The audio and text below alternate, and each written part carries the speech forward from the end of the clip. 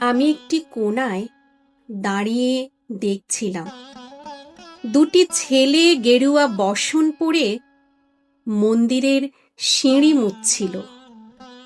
এত মন দিয়ে আমি কাউকে সিঁড়ি মুছতে দেখিনি।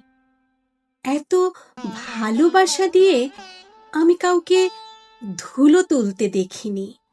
সিঁড়ি নয়, যেন জননীর ত্বক থেকে ধুলো তুলছিল। এভাবে কেউ সিঁড়ি থেকে ধুলো মুছতে পারে এ আমি কোথাও দেখিনি। স্থিতিপ্রজ্ঞ মহারাজকে জিজ্ঞাসা করলাম, এই ছেলে দুটি কে?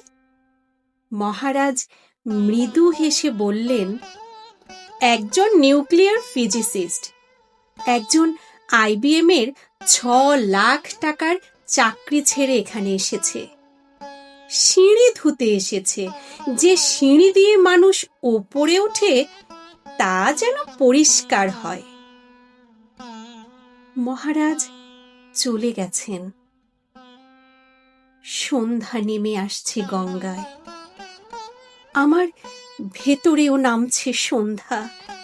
সারা পৃথিবীতে এত সিঁড়ি, সিঁড়িতে সিঁড়িতে এত দাগ, এত ক্রোধ, এত অপমান।